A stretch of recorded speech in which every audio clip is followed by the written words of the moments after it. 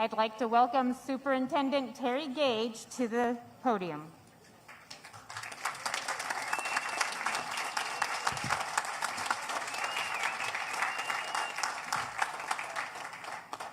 Good morning, ladies and gentlemen, and welcome to Pullman National Monument and State Historic Site. Thank you for joining us today to celebrate this important milestone. We have arrived, and what an amazing journey it has been. Yes, what an amazing journey it has been. One that began for many of us in 2015 when President Obama designated Pullman National Monument. For some of us, however, it's been a much longer journey to get to this point where we're officially dedicating and opening this beautiful visitor center and historic factory grounds. Today, you will hear from some of our partners and representatives on this stage who've worked tirelessly on this effort.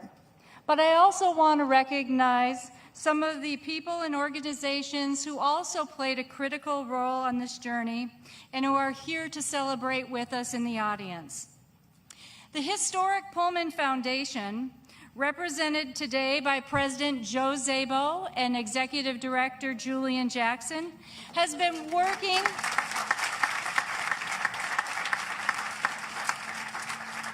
They have been working for decades to preserve and protect Pullman. The Pullman Civic Organization, led by President Rachel Smith, is a grassroots community group formed in the 1960s to save Pullman from industrial development and now works to preserve and promote the significance of the area.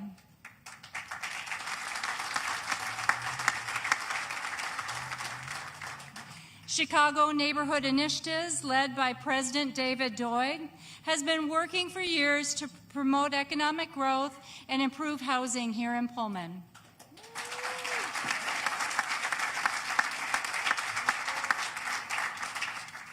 The National Park Conservation Association, represented today by Lynn McClure and Sondra Washington, led the early planning efforts for Pullman and played a significant role in the 2015 designation.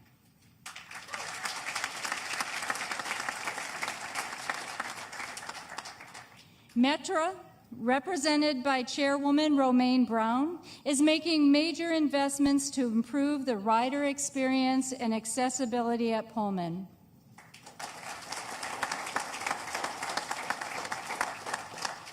And Mike and Pat Szymanski, who for over a half a century have championed the cause of historic preservation and have already been telling the Pullman story to multiple generations of visitors.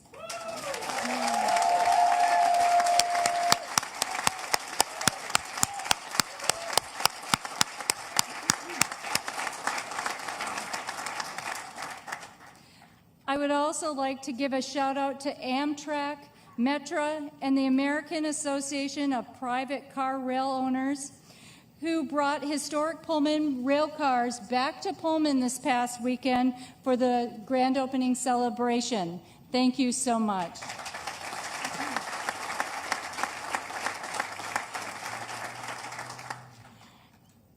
And last but not least, I would like to thank the hardworking group of National Park Service employees, many volunteers who worked so hard the past few days to make our grand opening celebration a success.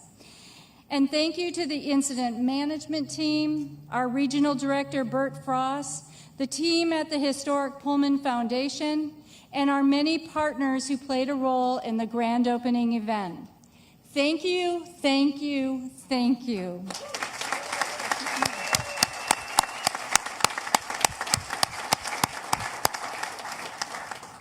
I'd also like to welcome the elected officials here in the audience today. And I have to tell you, I'm afraid I'm gonna leave someone out, so I apologize in advance if I miss anyone. But I do want to recognize U.S. Congressman Chuy Garcia,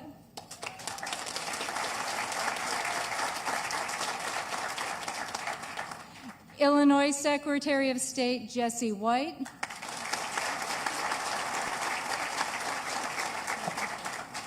Secretary of State House Chris Welch,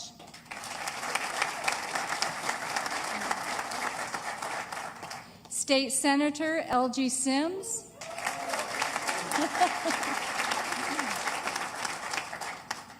State Representative Robin Gable, State Representative Marcus Evans, State Representative Nick Smith,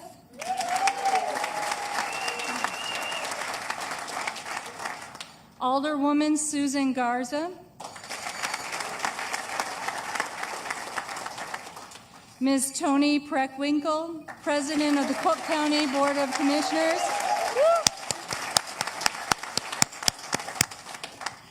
and I also want to recognize she is an appointed official and not an elected official, but I can't let her go unrecognized because she's been so important to the partnership here at Pullman. But Ms. Colleen Callahan, Director of the Illinois Department of Natural Resources.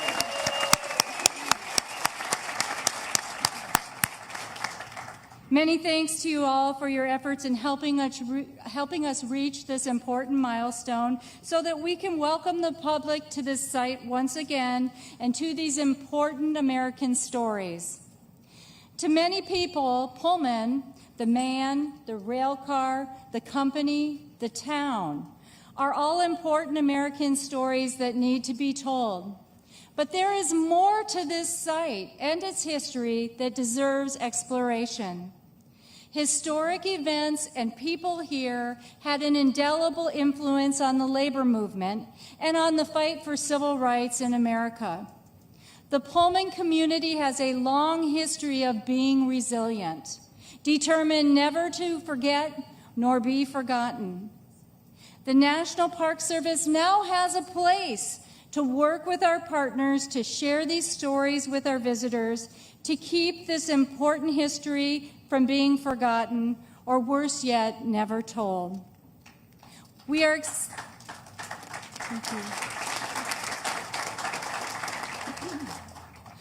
excited to continue this journey, not just by inspiring people from around the world, from other places to visit us, but also by connecting with our community and our local schools on their more personal journeys and connections to Pullman. We look forward to continuing this journey with you, our partners, the state of Illinois, and the community for generations to come. But we cannot do this on our own.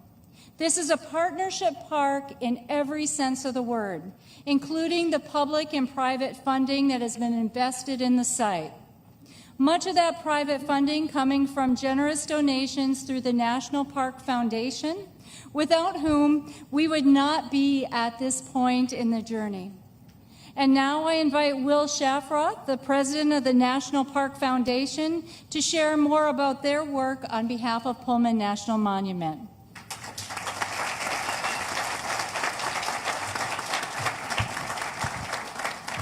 Thank you, Terry. And folks, Terry arrived midstream in this process, and I know I speak for everybody in the National Park Service and everybody on stage. What an amazing job she's done to get us today.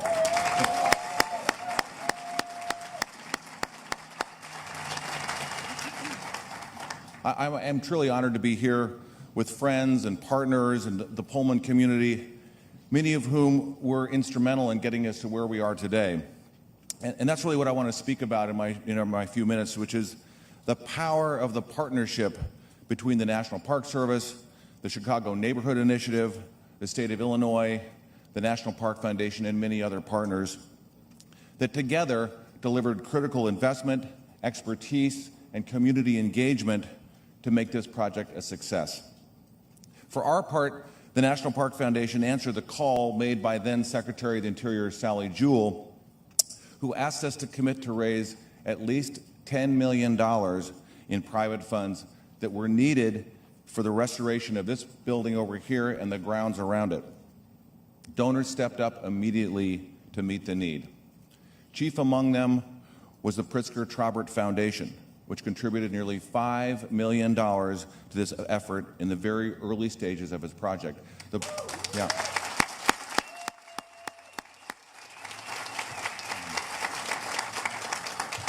Penny and Brian, thank you for your leadership and your tremendous support of this place. Your support here at Pullman, I know, is but one example of how the Pritzker-Traubert Foundation is helping to revitalize neighborhoods and support economic development throughout the Chicago region. Thank you again.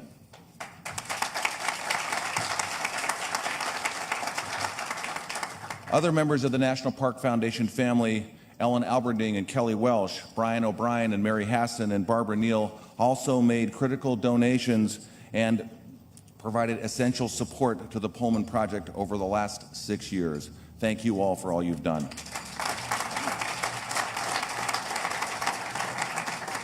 And there are a number of other donors that helped us get to the $10.5 million number that we ultimately raised in private funds.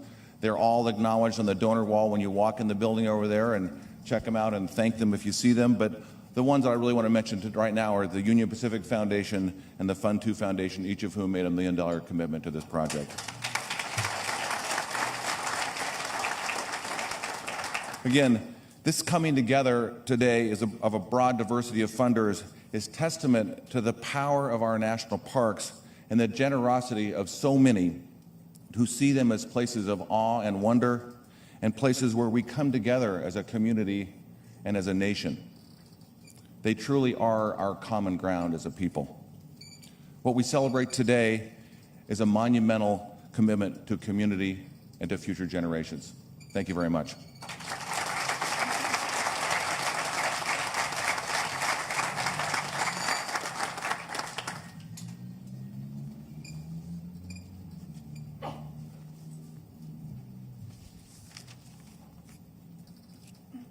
It is my honor to now introduce Dr. Lynn Hughes, founder of the National A. Philip Randolph Pullman Porter Museum. She and the executive director, David Peterson, have worked for more than 26 years to promote and elevate the stories of African Americans in the labor movement. Dr. Hughes?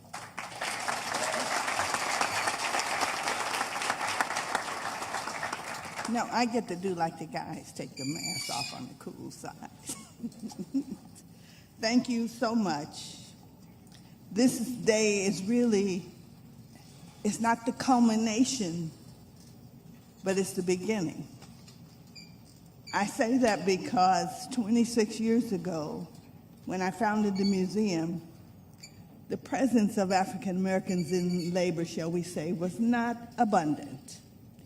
But thanks to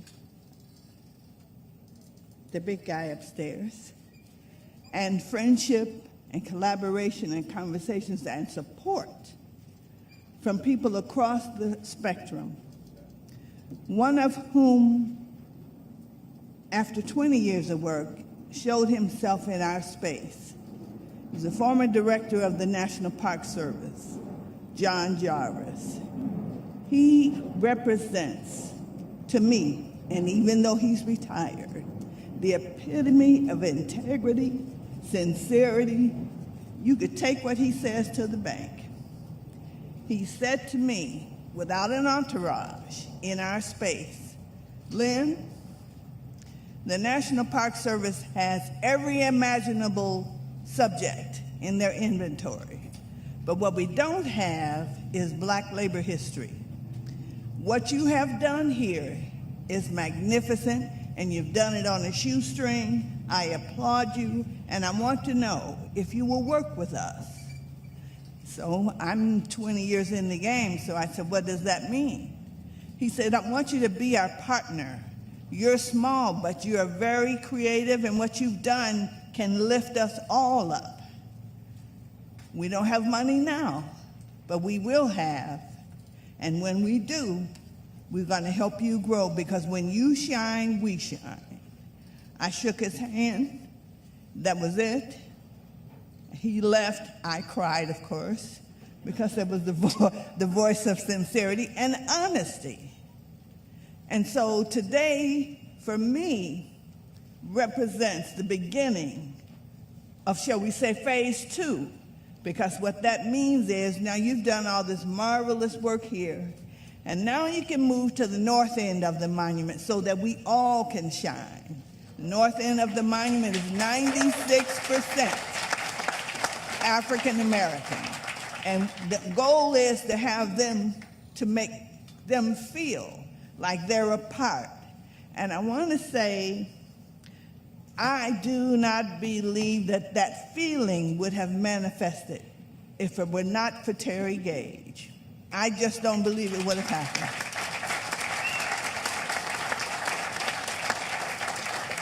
She is a different individual. She doesn't mind rolling up her sleeves, and she will walk the walk, not just lip service. I've seen her, I've observed her cautiously, and I'm convinced that she is the person who needs to be here at this time to open up sincere diversity and inclusion. She's working to make that happen. So any support in whatever your occupation, your realm, your work that you do, support her, because we need her and she needs us.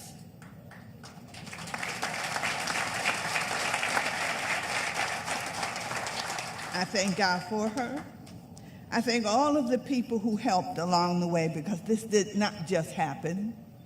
It was a collective over years. I came 25 years after Szymanski and his wife have done the work, but we put in the work.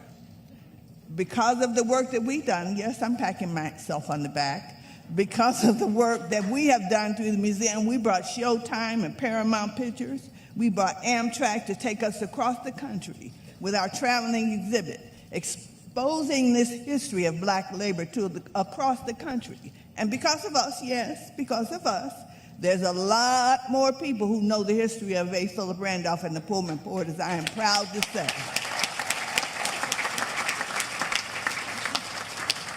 And they said I had 2 minutes. I don't know if that's over or not, but but I thank you all. This is wonderful. It is indeed a good day. Thank you.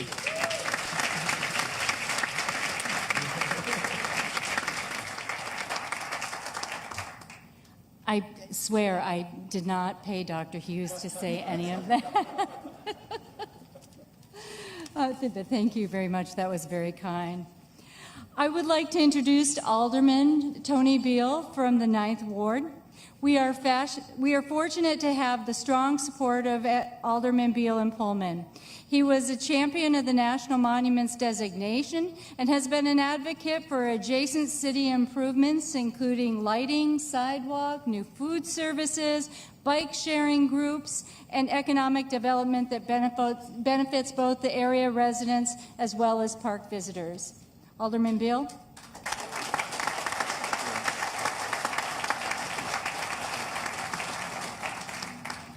Good morning. Good morning. That didn't sound right. Good morning. Good morning. It is another great day in the 9th Ward.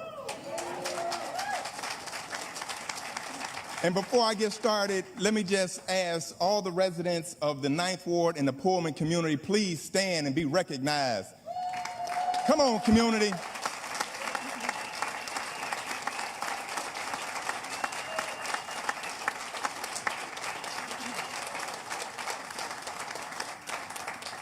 Ladies and gentlemen, those are the true champions of today. Because in 1998, we had a little bit of a fire here that devastated our community. And that fire not only mobilized and organized this community more than you could ever know.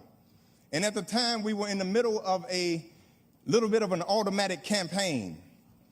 And on one side of the campaign, they were saying we need to demolish this structure and build a strip mall. And on the other side of the campaign, we said we need to preserve, protect, and promote history.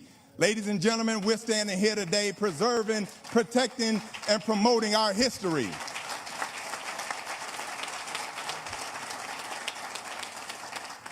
So as a kid, riding my bike through Pullman, born and raised here, when I would ride my bike, I rode my bike because when I rode through Pullman, it seemed like I just went into a whole nother world.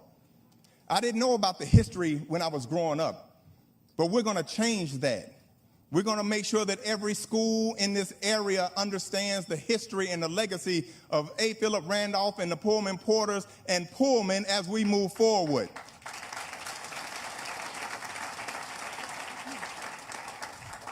And so as we move this train down the road, we have Speaker Welch here, and we have the governor here, and we have a few state reps and senators. I think we can call a quorum and pass some money, because we're about $90 million short, Governor. If we can get $90 million more to finish this project.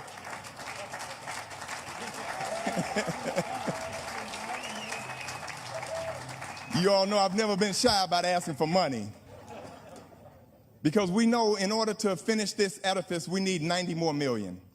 And so we're asking for the state and the federal government to step up to the plate and give us 30 million for the next 3 years to get us to our goal. We've had over 8,000 tourists in this community in just the last 2 or 3 days. That is only the beginning. It is only the beginning of what we have to showcase here in the city of Chicago, the state of Illinois, and the United States of America. We want everybody to know what we have here in Pullman. And so Pullman residents, we're just getting started. We're just getting organized. We're just getting mobilized. So let's move forward and promote what we have as a gem in our community, and that is the Pullman National Monument. Thank you all so much, and God bless you.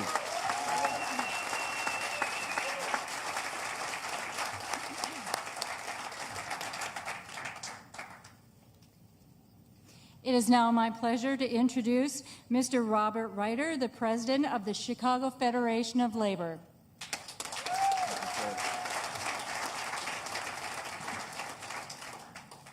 Just first of all, I'll be another person here on the Terry Gage fan club, and also the assistant superintendent who is trying to point out to me, she thinks I put my mask on upside down. I grabbed the one CFL mask this morning that's actually sewn upside down. So, but these people are always looking out for you. And good morning. My name is Bob Reiter, and I am president of the Chicago Federation of Labor. The CFL represents 300 affiliate unions, who in turn represent 500,000 working women and men in Chicago and Cook County. Isn't that cool? On behalf of union workers here in Chicago, happy Labor Day. And that's right. As I hope you've heard by now, the holiday of Labor Day has its roots right here. And I don't just mean right here in Chicago, literally right here in Pullman. We've all heard the story. Company owner George Pullman cut wages while maintaining high rents in the company town, squeezing workers until they could take no more. The workers went out and strike in 1894, paralyzing the national railway system, only to have the strike eventually crushed by the federal government. In an effort of reconciliation, President Grover Cleveland pushed through a holiday to remember and honor workers, Labor Day. But it's important to know that our campaign to have a Labor Day, not only here in Chicago, but across the world, have been going on for 20 or 30 years. So as workers celebrate Labor Day, whether it be the first Monday in September or May 1st, otherwise known as May Day, it's not because Grover Cleveland decided to make peace with us. It's because we had already been fighting for it. Because the labor movement fights on behalf of workers across this world every single day. And that is why, even in the birth of Labor Day, we can see the tension between honoring workers and taking actual concrete steps to support workers. That is why today, as we celebrate Labor Day and this beautiful monument to workers, we cannot overlook the steps we all must take to support these workers every single day. You see, Supporting workers means supporting elected leaders who will pass laws to raise the minimum wage, promote the freedom for workers to organize, and provide benefits like predictable schedules and paid sick leave. And I thank every single elected leader and every activist who's here today who's helped us do that, including the folks on this stage.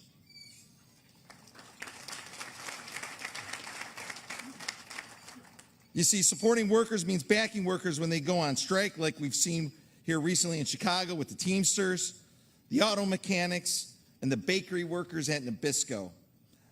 I urge everyone here to respect those picket lines. And respecting workers is not just platitudes, because talk is cheap. It's action on the street and living our values. And supporting workers means working for a fairer economy for everyone, where we start to close the gap between those at the top, like George Pullman, and those at the bottom, like the workers who went on strike. Because those workers who are on bottom, they may be on the bottom of the economic scale, but they're the ones who we lift to the top, because they're the ones who lift our communities.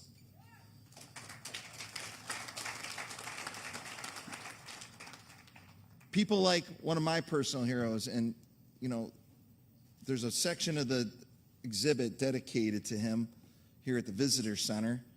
And Dr. Hughes talked about the museum in his honor just north of the National Monument, because one of my personal heroes was a radical trade unionist. We've got to make sure we don't sanitize the history of A. Philip Randolph, because A. Philip Randolph was not just a figure to be revered because he was a leader of the sleeping car porters. He was a guy that forced change, not only here in Chicago, but across the country, starting in New York. And he was not some friendly labor organizer. He was a disruptor and a person that we should all honor and remember and try to do a little disrupting ourselves.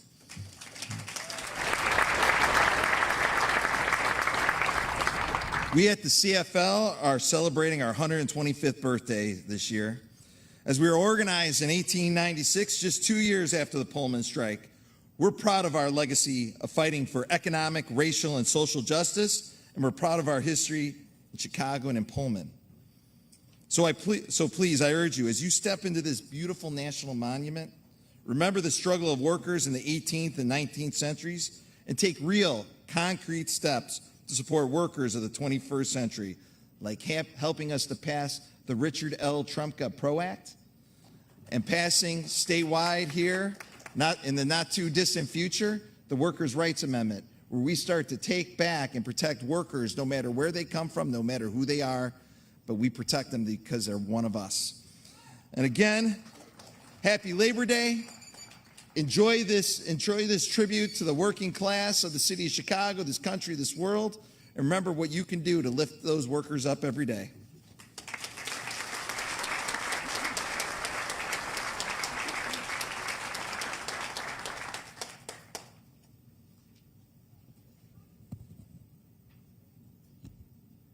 So I've had a request to make sure that everyone understands that Pullman National Monument is not just the clock tower building. The boundary of the monument extends all the way from 103rd Street on the north to 115th on the south, and from the Norfolk Southern tracks on the east over to Cottage Grove on the west. And it encompasses a very vibrant, diverse, resilient community of private landowners and renters. It's a very vibrant community that is included in the monument. We're not just a building. So, okay.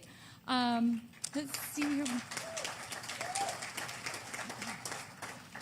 It is now my pleasure to introduce someone that I know does not need an introduction to any of you. City of Chicago Mayor Lori Lightfoot.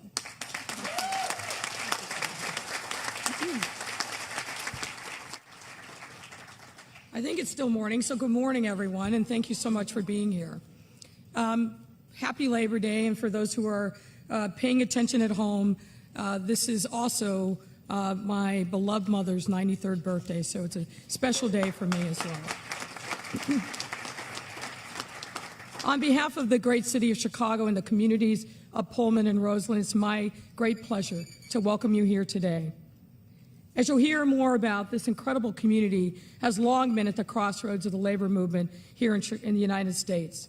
141 years ago, Pullman became the nation's first industrial planned community, also home to America's first all-black labor union. And if you go into the exhibit, what you're going to see is a very diverse workforce, which at the time was highly unusual. This community helped put Chicago and Illinois on the map as industrial age powerhouses and served as a backdrop for the historic strike that would reignite labor and civil rights movements across the country, rally people against workplace exploitation, and lead to Labor Day becoming a federal holiday.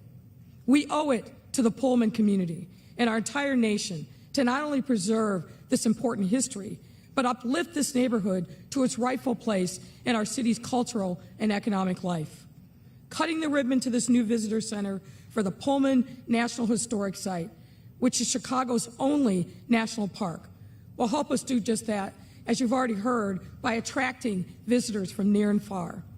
This builds on our ongoing city initiatives, such as Invest Southwest, our $750 million economic investment engine, and restore the social economic vibrancy of neighborhoods like Pullman, which was once named the ideal city of the world. The rich history of the Pullman strike truly illustrates how critical it is to listen and address the needs of our workers, who make up the backbone of our city and our country. And I think President Ryder clearly underscored the importance of working people to this city, not just historically, but now and into the future.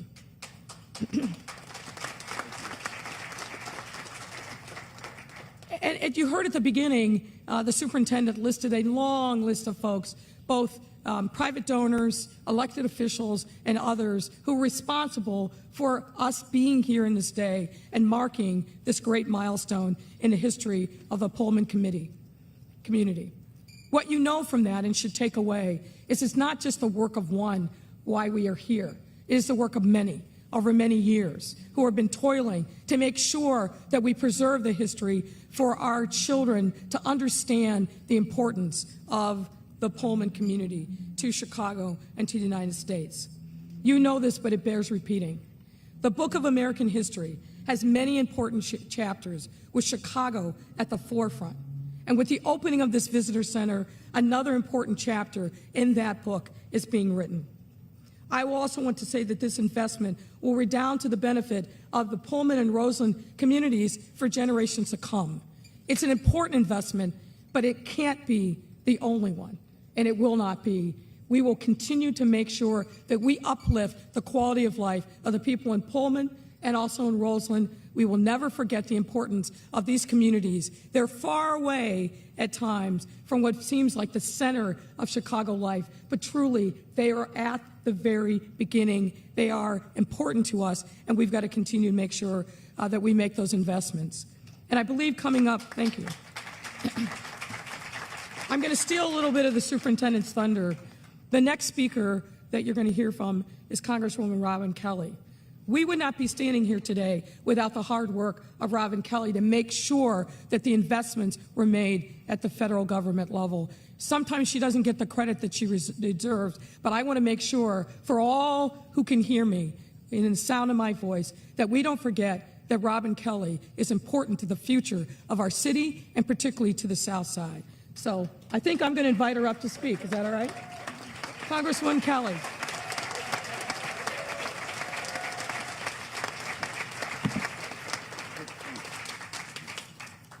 I didn't pay her to say that either. Thank you, Mayor Lightfoot, for that introduction. And good morning, everyone. And thank you for being here with us on this very joyous day as we celebrate the grand opening of the Pullman National Monument. Alderman Beal likes to say, welcome to the 9th, and I want to say welcome to the 2nd Congressional District of Illinois. I especially want to thank my former colleague, Secretary of Interior Deb Haaland, and my great friend for being here with us today. And we are very lucky because she just got married a week ago and she chose to be with us. It is so fitting that we are gathered here today on Labor Day to celebrate the legacy and impact that the Pullman neighborhood has had on our country. Bob Ryder told all the story about Pullman, so I won't repeat that. But all American workers owe so much to the generation of workers at Pullman and the Pullman Porters. We are especially grateful to the Pullman Porters for their work as some of the early leaders of the civil rights movement.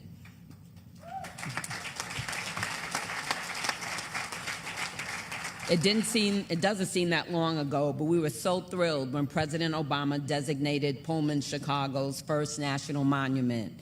The honor of having this national monument right here in this city is a testament not only to the American laborer, but to the many, many residents of Pullman who have worked tirelessly for decades to keep this neighborhood's rich history alive. You know about Lynn Hughes and you know about Mike, and there are many others, but I know you two have worked so hard. Thank you for your early advocacy and vision in reviving this vital resource in our community. In Congress, I'm working with my colleague and my friend, the one and only Dick Durbin, on furthering this neighborhood's rich history by advancing legislation, because we don't want Pullman to just be a monument. We want it to be a national park and raise this community's profile. We want Pullman to be among the national crown jewels. I myself am looking forward to taking tours of the trains, Hotel Florence, and the A. Philip Randolph Pullman Porters Museum, which I've been to many times. I know tourists from across the country and the world will come here and enjoy the powerful history of this neighborhood and the kindness of this community.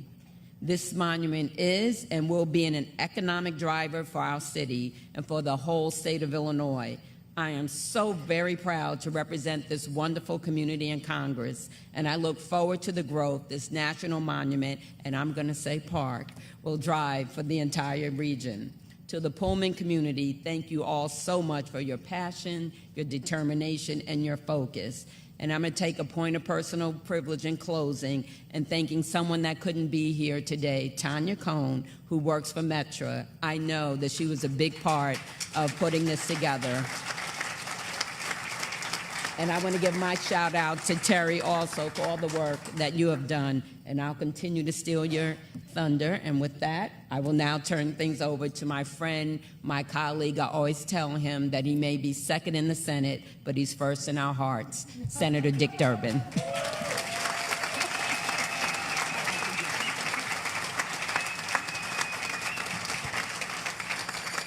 I'm so lucky to have Robin Kelly introducing me. She's such a dear friend, and she played such a key role when it came to the creation of this national monument. She organized the House Democrats and others who joined in that effort, and she is continuing to do that to this day. She mentioned to you that I've introduced legislation in the Senate. She's introduced it in the House to make this a national historic park, and the difference is significant. We want to make sure there's no question about the future of this area and how it's going to grow in cooperation with the city of Chicago and the state of Illinois to really honor the great traditions that we associate with the Pullman Historic Site. You know, when you think about Labor Day, you think about a living wage, don't you? And you think about people who have a safe workplace and children who aren't working in that workplace. You think about a kind of arrangement where people can have a 40-hour work week and have overtime paid and have weekends off. Those are all things we just take for granted. We shouldn't. They started here. They started here in 1894 when the workers finally said, we're standing up and we're going to change things. And as Bob Ryder has told us, they paid a heavy price for that decision. But today, millions and millions of the workers in the United States and around the world are benefiting from that too. And when it came to A. Philip Randolph and the sleeping car porters, they weren't just leaders in the labor movement, the first black union to be recognized in collective bargaining, but they were messengers too. You ever heard of that newspaper called the Chicago Defender? You wonder how it was delivered into the South and around the country in areas where there was a resistance to even deliver it on the regular postal service. The sleeping car porters took them on the trains and they dropped them off all over the South as part of the beginnings of the civil rights movement. You see, that's what's behind this discussion today. It isn't just a matter of where we were, it's where we want to be. We want to have a more diverse and inclusive society. We want workers, black, white, and brown, men and women, all the people across America, to have an opportunity that was created right here at Pullman. I'm honored to be part of it. I'm honored to join with my good friend Robin in putting together this national park legislation, along with my great colleague, Senator Tammy Duckworth, who is a co-sponsor of that too. I want to make sure you know that. I want to tell you it's my honor to represent a man who, as governor of this state, stood up for his first major piece of legislation was an increase in the minimum wage in Illinois. It tells you where his heart is. Let me welcome the governor of the state of Illinois, J.B. Pritzker.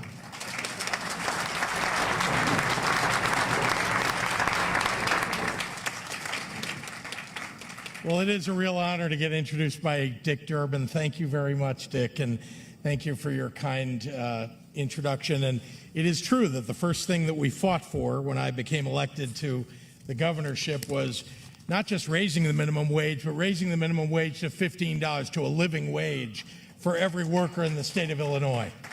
And I'm really thrilled to be able to celebrate Labor Day right here with all of you. The Pullman National Monument is historic, not just for its origins as one of America's first planned industrial communities. You've heard that, and of course, sleeping cars produced here, but even more so for its role, its historic role in the fight to establish collective bargaining rights and the black trade union movement.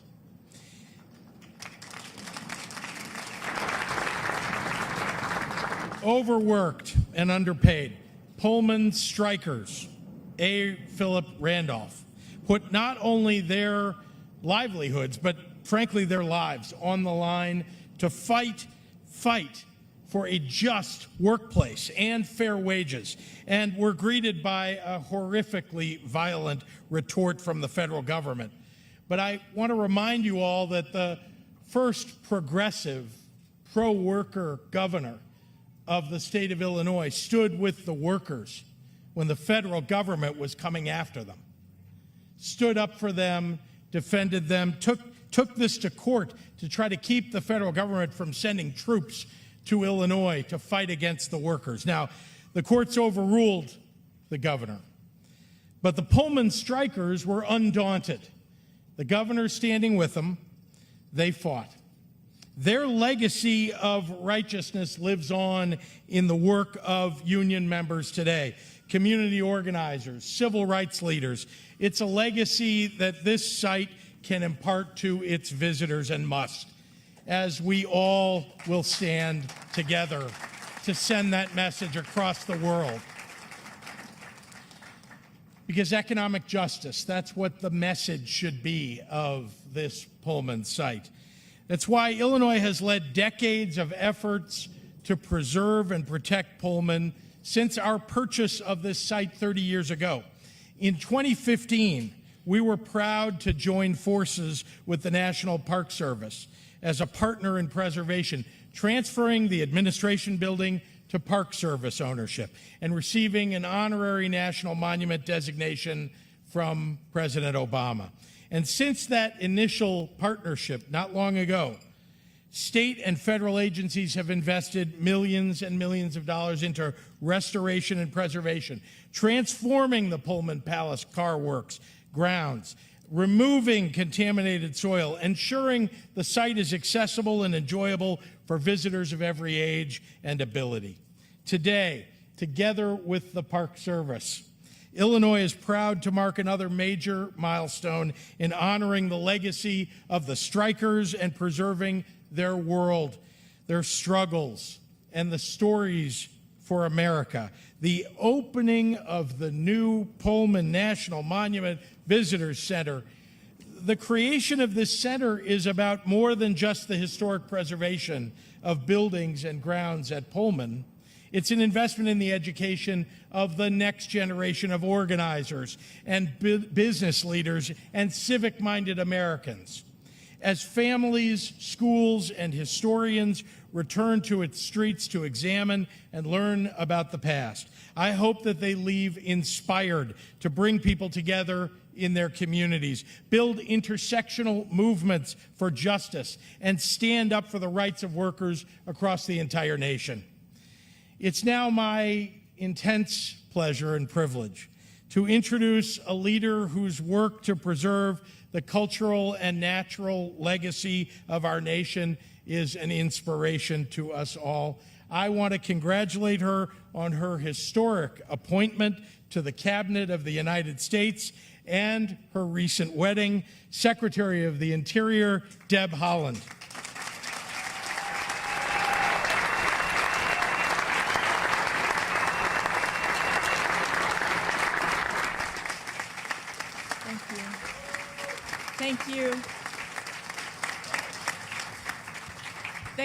Thank you so much, everyone. Mr. President, happy Labor Day. And happy Labor Day to all of our friends in labor. And hello, everyone. Thank you for that very kind introduction, Governor. It's so wonderful to be here. And not my first trip to Chicago, but always a wonderful trip when I'm able to visit. I'm so grateful to be here with so many leaders who have made today possible. I'm honored to be on the stage with the wonderful folks moving this wonderful place forward.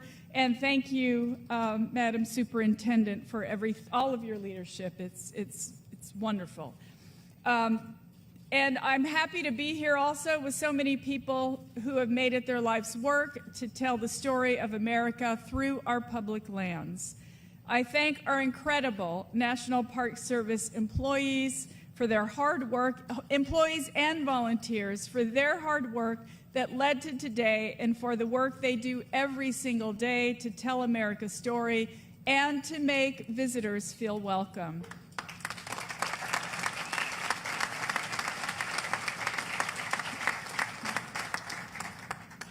I also thank our amazing partners who worked so hard to make this weekend a fantastic success. I am very honored and proud to be here with my former colleagues, Chuy Garcia, there at the end. Thank you. It's so wonderful to see you. And also with my sister, Robin Kelly. Always happy to be in her company and absolutely recognize that her hard work reverberates all over the country for so many of us. And I'm very proud to be here with you as well.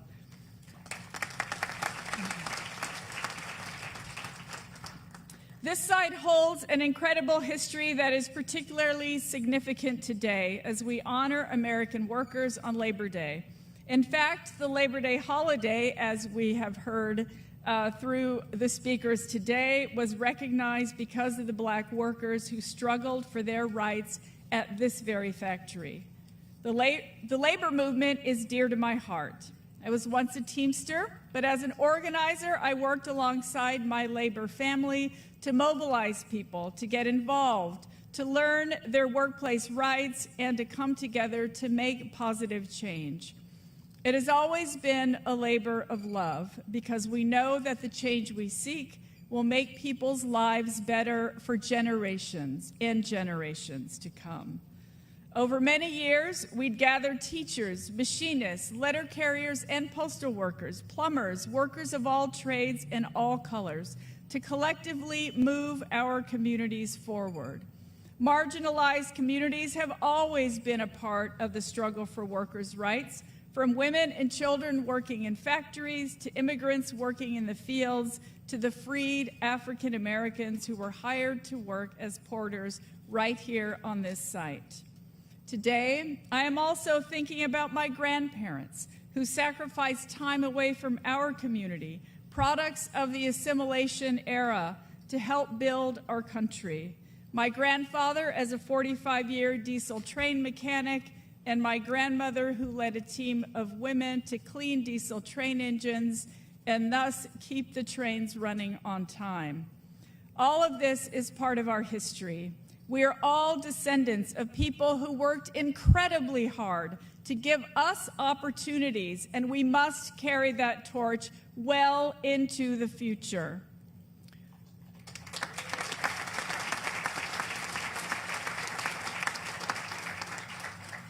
With the dedication of this site in 2015, President Barack Obama took a major step toward recognizing the full history of this country by honoring the Black workers who fought for fair wages, reasonable hours, and the dignity and respect they deserved.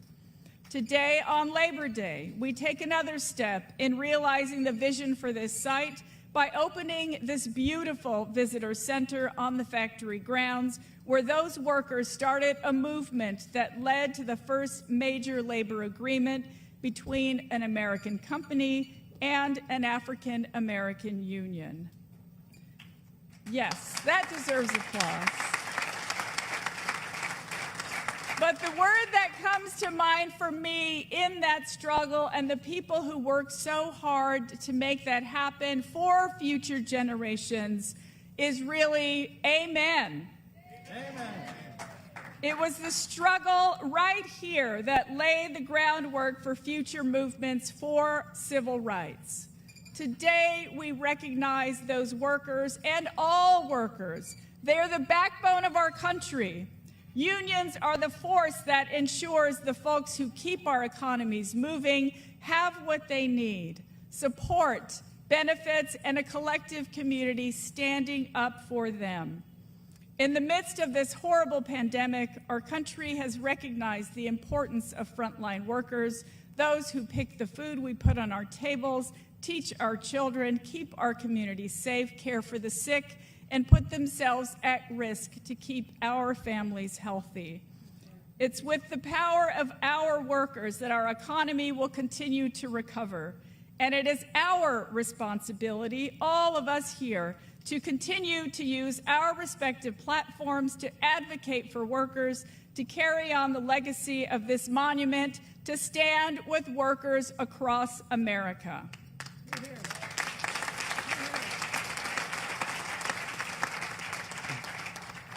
I am honored to share this incredible milestone with you on this Labor Day. Thank you for being here to celebrate the contributions of the Pullman workers, of labor unions, and to honor our commitment to tell America's story.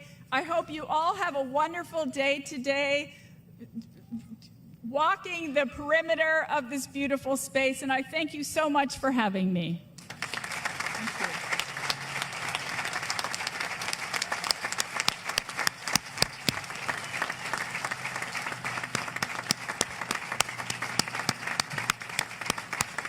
Thank you so much, Secretary Haaland, for being here today. We are so honored that you could join.